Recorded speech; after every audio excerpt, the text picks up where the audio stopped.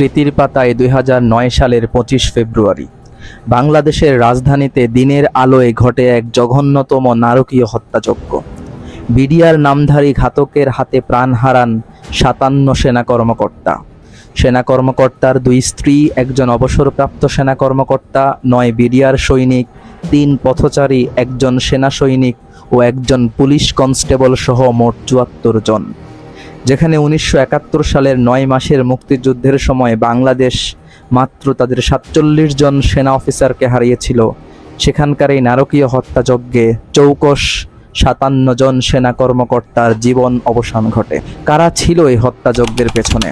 কে কলকাঠি নেড়েছিল আড়াল থেকে? কেন হয়েছিল এই নৃশংস গণহত্যা? তৎকালীন প্রধানমন্ত্রী শেখ হাসিনার ভূমিকা কি ছিল? ভারতের কি আদৌ কোনো ভূমিকা ছিল? ভারতীয় গোয়েন্দা সংস্থা রয়ের ভূমিকার পেছনে আসলে সত্যটা কতটুকু? এইসব প্রশ্নের উত্তর মেলানোর চেষ্টা করব আজকের ভিডিওতে। ধৈর্য ধরে সঙ্গে থাকার অনুরোধ রইল সবাইকে। প্রথমেই জেনে নেই বিডিআর কারা। বর্তমানে যাদেরকে বিজিবি বলা হয় তারাই ওই সময় বিডিআর নামে পরিচিত ছিল। কেন ঘটেছিল এই নারকীয় হত্যাযজ্ঞ? এর নেপথ্যে বিডিআরের কিছু অভিযোগকে দায়ী করা হয়। ছিল কম বেতন, দ্বিতীয়ত ছিল অতিরিক্ত দায়িত্ব প্রদানের জন্য প্রতিশ্রুত দৈনিক ভাতা না দেওয়া, তৃতীয় ছিল সেনাবাহিনীর তুলনায় কম বার্ষিক ছুটি এবং লাভজনক জাতিসংঘ শান্তিরক্ষা পরিষেবাগুলো অস্বীকার করা। এছাড়াও 2007 সালে সেনা সমর্থিত তত্ত্বাবধায়ক সরকার অপারেশন ডাল ভাত শুরু করে খাদ্যের ক্রমবর্ধমান দাম কমানোর প্রয়াসে। ফলস্বরূপ বিডিআর যুক্তিসঙ্গত মূল্যে জনসাধারণের কাছে প্রয়োজনীয় খাদ্য সামগ্রী বিক্রি করে এবং লাভ রাখার অনুমতি দেয়। 2008 সালের সেপ্টেম্বরে শেষ হওয়ার আগে ডাল ভাত প্রায় 1.5 বছর ধরে চলেছিল। 2008 সালের শেষের দিকে বেশিরভাগ বিডিআর সৈন্য বিশ্বাস করতে শুরু করেছিল যে তাদের ঊর্ধ্বতন কর্মকর্তারা ডাল ভাত থেকে লাভের পাশাপাশি নির্বাচন থেকে তাদের অর্থের অংশ আত্মসাৎ করেছে। এবার চলুন জেনে নেই বিদ্রোহের একদিন আগের দিনের পরিস্থিতি কেমন ছিল। বিদ্রোহের আগের দিন অর্থাৎ 2009 সালের 24 ফেব্রুয়ারি তৎকালীন প্রধানমন্ত্রী শেখ হাসিনা 3 দিনব্যাপী বার্ষিক বাংলাদেশ রাইফেলস সপ্তাহ 2009 উদ্বোধন করতে পিলখানা যান। সেখানে তিনি বিডিআরকে আরও সুশৃঙ্খল হতে এবং দেশের সীমান্ত পাহারা দিতে প্রস্তুত থাকার আহ্বান জানান। বক্তৃতার পর বিডিআর পদমর্যাদার একটি প্রতিনিধি দল বিডিআরের মহাপরিচালক মেজর জেনারেল শাকিল আহমেদের কাছে প্রধানমন্ত্রী শেখ হাসিনার কাছে তাদের অভিযোগ তুলে ধরতে গেলেও ডিজি আহমদ এটিকে অবরুদ্ধ করে। 24 তারিখে প্রধানমন্ত্রীর পিলখানায় যাওয়ার আগের দিন পিলখানা অস্ত্রাগার থেকে 3টি এসএমজি খোয়া যায়। তখন সেনা অফিসারদের দায়িত্ব দেয়া হয় অস্ত্রাগার পাহারায়। পিলখানার ভেতরে ছড়িয়ে থাকা নাশকতামূলক লিফলেটের সন্ধান পাওয়া যায় সেদিন। যদিও প্রধানমন্ত্রীর সফরের সময় উচ্চ নিরাপত্তা ব্যবস্থা ও গোয়েন্দাগিরি বহাল থাকে, ন্যূনতম কোনো বিচ্যুতি ঘটলে প্রোগ্রাম বাতিল হয়। এত কিছু সত্ত্বেও 24 তারিখে প্রধানমন্ত্রী সেখানে যান, কোনো প্রোগ্রাম বাতিল হয়নি। প্রধানমন্ত্রী শেখ হাসিনা সফরের 2 দিন আগে পিলখানায় 26 ফেব্রুয়ারি নির্ধারিত একটি সন্ধ্যার খাবারের জন্য তার উপস্থিতি বাতিল করেছিলেন, যা বিভ্রান্তি আরও বাড়িয়ে তোলে। এবার চলুন জেনে নেই 25 ফেব্রুয়ারিতে কি ঘটেছিল। প্রত্যক্ষদর্শীর রিপোর্ট অনুযায়ী 25 ফেব্রুয়ারি 2009 সকাল 9:30টার দিকে বিদ্রোহের কথা বলা হয়। 9টার কিছু পর দরবার হলে মঞ্চে প্রবেশ করে বসেন ডিজি শাকিল আহমেদ। তিনি সেখানে বিডিআর কর্মীদের উদ্দেশ্যে ভাষণ দিচ্ছিলেন। দরবার অনুষ্ঠানে অস্ত্র আনা নিষেধ হলেও বিদ্রোহের সকালে অনেক বিডিআর সৈন্য ভারী অস্ত্রে সজ্জিত ভবনে প্রবেশ করতে সক্ষম হয়। জওয়ানদের একটি দল সকাল 9টার কিছু আগে অস্ত্রাগারে গিয়ে সেখানে দায়িত্বরত এক মেজরকে জিম্মি করে অস্ত্র ও গোলাবারুদ লুট করে। সেখানে দায়িত্বরত কোনো বিডিআর সদস্য তাতে বাধা দেয়নি।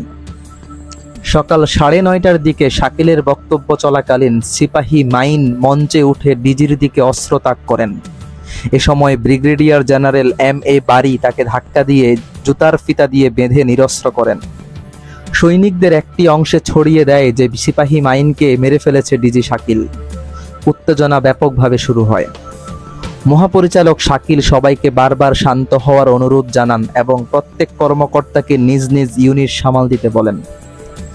সকাল 9:40 দিকে দেখা যায় লাল সবুজ রঙের কাপড় দিয়ে নাক মুখ বাঁধা বিডিআরের একদল সৈনিক সিপাহী সেলিম রেজার নেতৃত্বে একটি দল সশস্ত্র অবস্থায় দরবার হলে ঢুকে পড়লে সব পরিস্থিতি চলে যায় নিয়ন্ত্রণের বাইরে। ভেতরে শুরু হয় প্রচণ্ড গোলাগুলি। বিদ্রোহীরা বাইরে থেকে হ্যান্ডমাইকে বলছিল, ভেতরে কেউ থাকলে বের হয়ে আসেন। এরপর ডিজি সহ একে একে অন্য কর্মকর্তারা পর্দা সরিয়ে বাইরে আসেন। মঞ্চের নিচে নেমেই কর্মকর্তারা ডিজি শাকিলকে মধ্যে রেখে গোল হয়ে দাঁড়ান। কিন্তু বিডিআরের একজন সৈনিক চিৎকার করে অশালীন ভাষায় তাদের সিঙ্গেল লাইনে দাঁড়াতে বলেন। 9টা 40 নাগাদ পুরো পরিস্থিতি নিয়ন্ত্রণের বাইরে চলে যায়। বেশ কিছু প্রত্যক্ষদর্শীর বর্ণনায় দাবি করা হয়েছে যে দরবার হলে গুলি শুরু হওয়ার 10 মিনিটের মধ্যেই বিডিআরের শীর্ষ স্তরের বেশ কয়েকজন কর্মকর্তাকে গুলি করে হত্যা করা হয় এবং নির্মমভাবে হত্যা করা হয়। কিছু অফিসারকে গুলি করার আগে নির্যাতন করা হয়, ফাঁসি দেওয়া হয়, বিকৃত করা হয় এবং বেয়োনেট দিয়ে খুঁচিয়ে জখম করা হয়। পরবর্তীতে আতঙ্ক ও বিভ্রান্ত হয়ে দরবার হলের অনেক সৈন্য ঘটনাস্থল থেকে পালিয়ে যায়। অর্থাৎ এটি পরিষ্কার যে সব বিডিআর সৈন্যরা তখন হত্যাকাণ্ডে অংশ নেয়নি। সকাল 10টা 20 শেখ হাসিনা ও জেনারেল মঈনুদ্দিন আহমেদের নির্দেশনায় ব্রিগেডিয়ার জেনারেল হাকিমের নেতৃত্বে 685 জনের 46 ব্রিগেড পিলখানার দিকে রওনা দেয়। তাদের প্রতি নির্দেশ ছিল তারা পিলখানার চারদিকে অবস্থান করবে।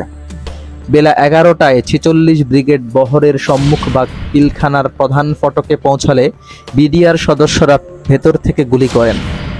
এতে বাইরে অবস্থানরত 2 সেনা সদস্য গুলিবদ্ধ হন, একজন পরে মারা যান। বেলা 11টা থেকে 11:30টার মধ্যে তৎকালীন স্থানীয় সরকার প্রতিমন্ত্রী জাহাঙ্গীর কবির নানক এবং হুইপ মির্জা আজম পিলখানার দিকে যান, কিন্তু বিডিআররা তাদের কোনো কথাই গুরুত্ব দেয় নাই। দুপুর 12:15টার দিকে বিমানবন্দরের একটি হেলিকপ্টারে করে মেজর ইমরানের নেতৃত্বে বিদ্রোহীদের অস্ত্র সমর্পণের আহ্বান জানিয়ে লিফলেট ছাড়া হলে ওই হেলিকপ্টার লক্ষ্য করে গুলি ছোড়েন বিদ্রোহীরা। তারা মাইকে জানান আলোচনার জন্য প্রধানমন্ত্রী ও স্বরাষ্ট্রমন্ত্রীকে পিলখানায় আসতে হবে। প্রথম দিন বিরতি দিয়ে দুপুর 2টা পর্যন্ত গোলাগুলি চলে।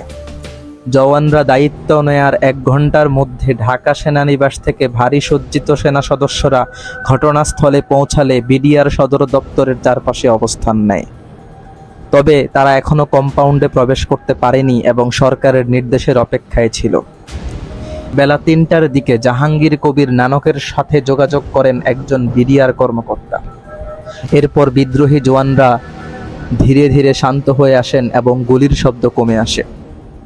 3টার দিকে জাহাঙ্গীর কবির নানক ও মির্জা আজম সাদা পতাকা হাতে পিলখানার ভেতরে প্রবেশ করেন। এরপর বিদ্রোহীদের প্রতিনিধি দল যখন প্রধানমন্ত্রীর সাথে বৈঠকে বসেন, তখন বৈঠক শেষে জানানো হয় প্রধানমন্ত্রী বিডিআর জওয়ানদের সাধারণ ক্ষমা ঘোষণা করেছেন। তাদের সব দাবি পর্যায়ক্রমে বাস্তবায়নের আশ্বাস দিয়েছেন প্রধানমন্ত্রী। বিডিআর সদস্যরা বলেন প্রধানমন্ত্রীর আশ্বাসের পরিপ্রেক্ষিতে তারা অস্ত্র জমা দেবেন। বৈঠকের পর তৎকালীন স্বরাষ্ট্রমন্ত্রী সাহারা খাতুন পিলখানার ভেতরে যান অস্ত্র জমা নিতে, কিন্তু ভিন্ন আরেকটি পরিস্থিতি সেখানে তৈরি হয়। বিদ্রোহী জওয়ানদের একটি অংশ বলে দেয় যে সেনাবাহিনীর সদস্যদের প্রত্যাহার না করা হলে তারা অস্ত্র সমর্পণ করবে না। এ অবস্থা চলে প্রায় রাত 11টা পর্যন্ত। পিলখানার ভেতরে অবস্থানরত বিদ্রোহী বিডিআর জওয়ানদের নিয়ন্ত্রণ আনতে সেখানকার বিদ্যুৎ, পানি ও গ্যাস সংযোগ বিচ্ছিন্ন করে দেওয়া হয়। এছাড়া টেলিফোন সংযোগও বিচ্ছিন্ন করা হয় যাতে তারা বাইরে যোগাযোগ করতে না পারে। 57 জন সেনা কর্মকর্তার মধ্যে 52 জন দরবার হল ও এর আশেপাশের এলাকায় এবং 5 জন পিলখানার ভেতরে অন্যত্র নিহত হন। 26 ফেব্রুয়ারি প্রধানমন্ত্রী একটি টেলিভিশন বক্তৃতার মাধ্যমে জওয়ানদের আত্মসমর্পণের আহ্বান জানান এবং তারা মেনে চলতে ব্যর্থ হলে কঠোর পদক্ষেপের হুঁশিয়ারি দেন। তার বক্তৃতার কিছুক্ষণ পরেই সেনাবাহিনীর ট্যাঙ্ক এবং সামরিক যান বন্ধ হতে শুরু করে এবং পরিস্থিতি আরও তীব্র হয়। এটি স্পষ্টতই বিদ্রোহী সৈন্যদের ভয় দেখায় এবং অবশেষে তারা তাদের অস্ত্র ফেলে দেয় এবং অনেকে সদর দপ্তর থেকে পালিয়ে যেতে সক্ষম হয়। সেই পর্যায়ে কয়েক হাজার সৈন্য কিভাবে বেষ্টিত কম্পাউন্ড থেকে পালিয়ে গেল তা এখনো একটি প্রশ্ন রয়ে গেছে। 26 ফেব্রুয়ারি সন্ধ্যায় পিলখানার অভ্যন্তরে থাকা অসংখ্য বিদ্রোহী সাদা পতাকা উত্তোলন করে এবং আত্মসমর্পণ করে। একের পর এক বৈঠক ও নানা উত্তেজনার মধ্যে বৃহস্পতিবার দিবাগত রাত 2:30টায় বিদ্রোহীরা স্বরাষ্ট্রমন্ত্রী সাহারা খাতুনের কাছে অস্ত্র সমর্পণ শুরু করেন।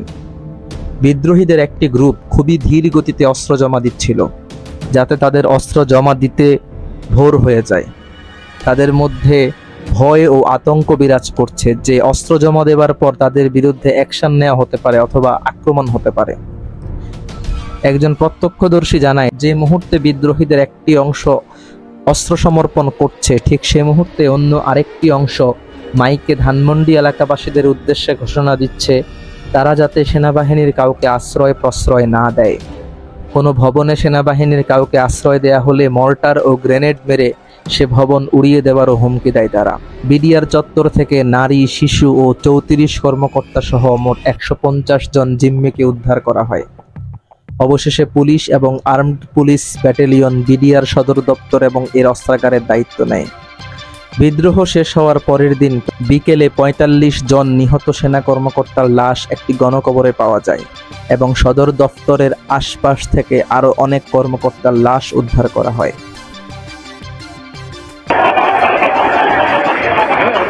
মাননীয় প্রধানমন্ত্রী, এটা হচ্ছে আমার কথা। আমি শেষ বলবো, হয়তো আমি আপনাকে এই বলে ধন্যবাদ দিচ্ছি একটি কারণে, ওই রাতে এবার চলুন জেনে নেই এই বিদ্রোহের পেছনে ভারতের কোনো ভূমিকা ছিল কিনা। 2009 সালের 26 ফেব্রুয়ারি ভারতীয় সেনাবাহিনীর প্যারাশুট রেজিমেন্টের কাছে বিকেল 5টায় নির্দেশ পৌঁছালো। তখন দলের দায়িত্বে ছিলেন মেজর কমলদীপ সিং সাধু। তিনি বলেন, প্রধানমন্ত্রী ভারতের কাছে সাহায্য চেয়েছেন এবং সেজন্যই আমরা বিমান ঘাঁটিতে অবস্থান নিয়েছিলাম। নতুন নির্দেশের জন্য অপেক্ষা করছিলাম আর ঢাকায় অবতরণের পর যে কোনো পরিস্থিতির জন্য প্রস্তুতি নিচ্ছিলাম। হত্যাকাণ্ড শুরু হওয়ার পরপরই হাসিনা তার নিকটতম মিত্র নয়াদিল্লির শীর্ষ কংগ্রেস নেতা সদ্য নিযুক্ত অর্থমন্ত্রী প্রণব মুখার্জিকে ফোন করলেন। ঘটনা শোনার পর মুখার্জি সাড়া দেওয়ার প্রস্তুতি গ্রহণ করলেন। ঢাকা থেকে সাহায্যের অনুরোধের প্রেক্ষিতে প্যারাট্রুপার মোতায়েনের ইন্তজাম করা হলো। পাশাপাশি ভারতের পররাষ্ট্র সচিব শিবশঙ্কর মেনন হাসিনার পক্ষে সমর্থন নিশ্চিতের জন্য মার্কিন, ব্রিটিশ, জাপান ও চীনা দূতদের সঙ্গে জরুরি ভিত্তিতে যোগাযোগ শুরু করলেন। উপর থেকে নির্দেশ এলেই ভারতীয় সেনারা 3 দিক থেকে বাংলাদেশে প্রবেশ করত। উদ্দেশ্য ছিল জিয়া আন্তর্জাতিক বিমানবন্দর অর্থাৎ বর্তমান হযরত শাহজালাল আন্তর্জাতিক বিমানবন্দর ও তেজগাঁও বিমানবন্দর দখলে নেওয়া। পরবর্তীতে শেখ হাসিনার বাসভবন, গণভবনের নিয়ন্ত্রণ নিয়ে হাসিনাকে নিরাপদ স্থানে সরিয়ে নেওয়া হতো। শেষ পর্যন্ত বিডিআর জওয়ানদের কি বিচার হয়েছিল? বিরোধী দলগুলোর চাপের মুখে 2 মার্চ 2009 সালে সরকার আনুষ্ঠানিকভাবে 1000-এরও বেশি বিডিআর সৈন্যদের বিরুদ্ধে বিদ্রোহ, হত্যা, অগ্নিসংযোগ এবং অস্ত্রাগার লুটের অভিযোগ দায়ের করে। শুরুতে 236 বিডিআর সৈনিককে গ্রেফতার করা হয়। সন্দেহভাজন চক্রের উপসহকারী পরিচালক তৌহিদুল ইসলাম সহ 6 জনের নাম উল্লেখ করা হয়েছে। একই দিনে সরকার পলাতক বিডিআর সদস্যদের ধরতে এবং চুরি যাওয়া অস্ত্র ও গোলাবারুদ উদ্ধারের জন্য অপারেশন বিদ্রোহী হান্ট চালু করে। এরপরই বিদ্রোহের কারণ ও উদ্দেশ্য খতিয়ে দেখতে সে স্বরাষ্ট্রমন্ত্রী 6 সদস্যের একটি তদন্ত কমিটি গঠন করেন। একই সঙ্গে সেনা কর্মকর্তাদের হত্যার বিষয়ে নিজস্ব 20 সদস্যের তদন্ত শুরু করে। সেনা হত্যা নিয়ে সেনাবাহিনীর গঠিত তদন্ত রিপোর্টে মোটামুটি উঠে এসেছিল সবকিছুই, কিন্তু প্রধানমন্ত্রী হাসিনা সে তদন্ত রিপোর্ট বাতিল করে দিয়েছে। প্রায় 26 মাস পর বাংলাদেশের সর্বকালের বৃহত্তম ফৌজদারি বিচার শেষ হয়েছে। 5 নভেম্বর 2013 সালে একটি ট্রায়াল কোর্ট 846 জন আসামির পক্ষে রায় দেয়, যাদের 74 জনকে হত্যার জন্য বিচার করা হয়েছিল। 151 জন প্রাক্তন বিডিআর সৈন্য, যার মধ্যে 12 জন পলাতক ছিলেন এবং একজন বেসামরিক ব্যক্তি জাকির হোসেনকে বিদ্রোহে তাদের ভূমিকার জন্য মৃত্যুদণ্ড দেওয়া হয়েছিল। যাদেরকে আটক করা হয় এর মধ্যে অন্তত 78 বিডিআর সৈন্যের হেফাজতে মৃত্যুর ঘটনায় মানবাধিকার সংগঠনগুলো উদ্বেগ প্রকাশ করেছে। এই মৃত্যুগুলির প্রায় সবগুলোই হার্ট অ্যাটাক বা আত্মহত্যা হিসেবে ব্যাখ্যা করা সত্ত্বেও একটি রহস্য রয়ে গেছে। মৃতদেহগুলোর শরীরে একাধিক শারীরিক আঘাতের চিহ্ন রয়েছে। আটক সন্দেহভাজনদের জিজ্ঞাসাবাদের সময় নির্মমভাবে নির্যাতন করা হয়েছে বলে অভিযোগ উঠেছে।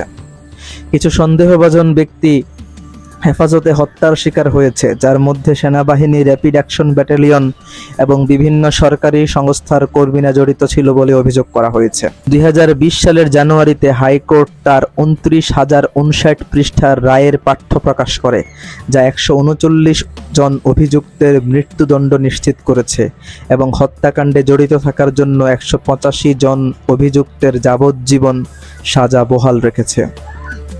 আমরা চাই এই ধরনের বিদ্রোহ বাংলাদেশে আর না ঘটুক, বাংলাদেশের প্রতিরক্ষা ব্যবস্থা সুরক্ষিত থাকুক। এই বিদ্রোহ প্রত্যক্ষভাবে বাংলাদেশের প্রতিরক্ষা ব্যবস্থায় মারাত্মক প্রভাব ফেলেছে, যার ফল এখনো আমরা ভোগ করছি।